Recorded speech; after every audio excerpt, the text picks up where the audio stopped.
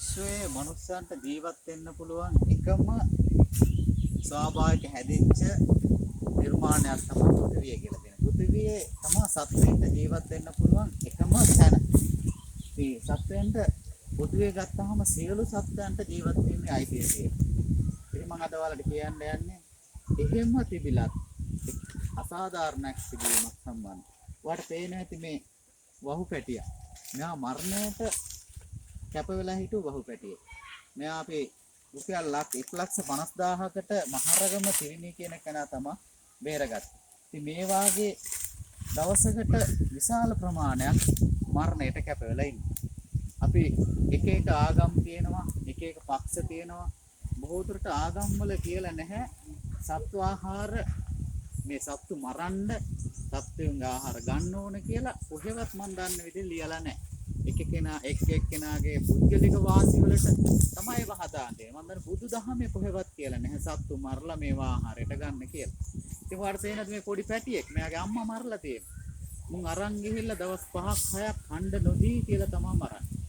ඒ වගේ එක්තැනක් නෙවෙයි ලංකාව විශාල ප්‍රමාණයක් දවසකට සත්තු මැරෙනවා. දන්නවා කුකුළු 10 ගණනක් මැරෙනවා. අරක් ඌරෝ කී දෙනෙක් මැරෙනවද? ඉතින් මේ පැටිය අපිට හම්බුනේ මිනුවන්ගොඩ ප්‍රදේශේ. තවත් ඒ තැන එතන අරක් 15ක් 20ක් වගේ ඉන්නවා. ඉතින් මේ මම ඔයාලට කියන්නේ මේ මිනිස්සු වෙලා ඉන්න අපිට ලෝකේ උතුම්ම මනස දියුණු කරපු කොටසක් තමයි මිනිස්සු කියලා තියෙන්නේ. අපි මිනිස්සු වෙලා තිරිසන්කට තමයි මේව කරන්නේ. ඔයාලට පුළුවන් මේ ජීවත් වෙලා ඉන්න සතා මරලා ඇත්තටම කන්න බෑනේ. මට නම් බෑ. මම ඔයාලගෙන් ඉල්ලන්නේ මේ වගේ අහිංසක සත්තු කොච්චර ඉන්නවද?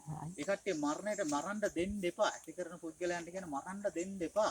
සසරේ එනවා ඕවා. බුදුදහමේ නම් සසරේ අනිවාර්යෙන් එනවා. ඒ නිසා මම කියන්නේ මේ වගේ දහස් ගණන් ඉන්නවා.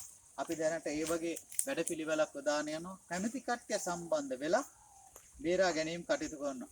ඒ ඔබ දැක්කේ එක පසකින් එහෙම. මට පේනවා ඇති මේ එළු පැටව. මේ එළු පැටව උනොත් මැරෙන්න කැප වෙලා හිටපු. එදාම තමයි අපි බේරගෙන ආවේ. මුනොත් මැරෙන්න කැප වෙලා තමයි හිටියේ. මේ එළු පැටව දෙන්නට රුපියල් 1,20,000ක් කිව්වා. අපි රුපියල් ලක්ෂයකට තමයි ගත්තේ. ඉතින් මුන් ගේනකොට ගෙනලා දවසක් ගියේ නෑ මේ අම්මට පැටියෝ දෙන්නෙක් හම්බුණා. මේන් එක පැටියෙක්. නියුන් පැට එකෙක් ඒ වෙලාවෙම මැරුණා. ඉතින් මේ අම්මත් මරණයට කැපලා හිටු පැටියෙක්. එළු දෙනා. ඉතින් මේ වගේ මම හිතන්නේ පැටව දාන්න ඉන්න අම්මාවරුත් මරන්න දාලා තියෙනවා. ඉතින් මම ඔයාලගෙන් ඉල්ලන්නේ ඔයාගේ අම්මා තාත්තා මරන්න පුළුවන්, සහෝදරයෙක් මරන්න පුළුවන්. මේ අහිංසක සත්තු පලිද ඔයාලට ජීවත් වෙන්න බෑ. අරක මේක අඩුපාඩුකම් කියලා මුන් ඇති කියලා මරන්න පුළුවන්ද මං අහන්නේ. ඔයාලා කතා කරනවා ලෝකේ ලස්සනම රට, ලස්සනම ලෝකේ කරන්න. ඔයාලා කතා කරනවා එක එක විප්ලවවාදීන් විදිහට සාමය, සතුට, ආරක්ෂාව කියලා. මුන්ට කොහෙද එහෙම ආරක්ෂාව? බලන්න වහිංසක සත්තු. අපිට මොන කරදරයක්ද මුන්ගේ? මරන්න ඕනේ මිනිස්සු මන්නම් කියන්නේ. වෛරය, ක්‍රෝධය, ඊර්ෂ්‍යාව පිරිච්ච මිනිස්සු තමයි මරන්න.